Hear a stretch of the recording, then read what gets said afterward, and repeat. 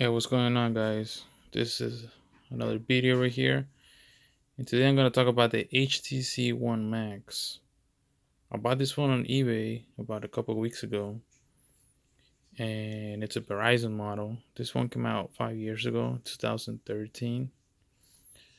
And the reason I bought it, because back then HTC was hot, with HTC One M7, M8, the One Max, even the Desire models were good. Yeah, right now HTC is not doing good anymore, but back then it was hot. And back then HTC had these front loud speakers with boom sound, and that's the reason I bought it. And it's a big phone, and I like big phones. I'm a tall guy, so large hand, so I need a big phone. And it has a removable battery. I mean, removable back, but not removable battery. You can change the SIM card and the micro SD card. Now the problem that I have, I cannot connect this phone with Verizon because I didn't know Verizon stopped supporting this phone. And I'm talking about software updates. I'm talking um about the connection, how to activate it. You can no longer activate this phone on Verizon network. And that's a shame because it's a really good phone and I bought it. It's in mint condition, excellent condition, and it's just a shame I cannot activate it anymore. So I had to send it back. And I can't even sell it to somebody else because they can't activate it. I've seen some videos you could activate it for GSM networks for like T-Mobile or AT&T, but I tried to put a different SIM card from Metro PCS and T-Mobile, and it didn't work. I don't know. I don't know if the SIM card tray right here has a problem, but it's just rare.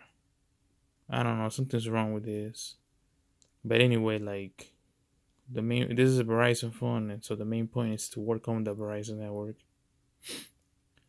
And it's just a shame. Verizon no longer activates these phones. So if you're in the market right now, if you're planning like me, like buying this phone and use it on Verizon, do your research first and make sure your network still supports these phones. You can still activate it, use it. And like I said, I like this phone. It's I know it's old. The battery, it used to have good battery. I read it used to have good battery life. But I think because the phone's, like I said, it's all 5 years old, I'm getting like about 4 hours screen on time, and that's average. But it's not good, to today's standards.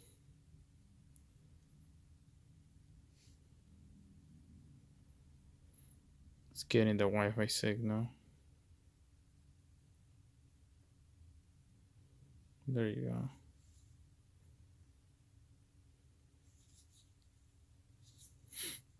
Then let's do a video about the speakers.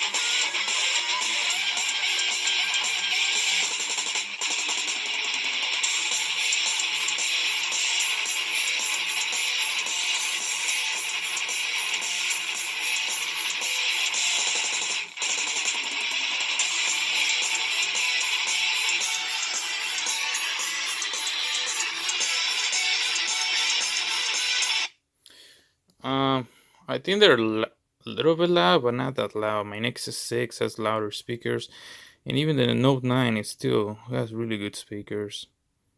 Mm.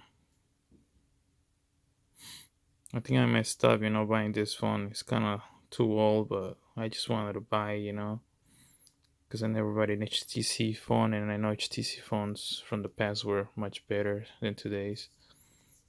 One thing to point out: look at how come the technology has come. Before you see this bezel around the phone, uh, the size of the phone. I wish phones would be made with virtual keyboards inside the screen, and like my perfect size phone would be like about 6.2, 6.4 inch screen, like all of this screen and front stereo speakers right here. I don't mind these front stereo speakers right here on the bezels, but I mean the loud ones. And I like the width of the phone. I wish companies would still make these phones. It's you know time goes on and everybody moves on, and now we got these new phones with different screen resolutions. They're taller, slimmer, no bezel-less phone. You got ugly notches now. hmm It's the end of an era like this phone. But oh well, it was a nice try, good try to buy this phone and use it, but unfortunately I cannot use it and I'm gonna send it back. And like I said, do your research before you buy a phone. So it will happen to you, like in my case. All right, see you in the next one.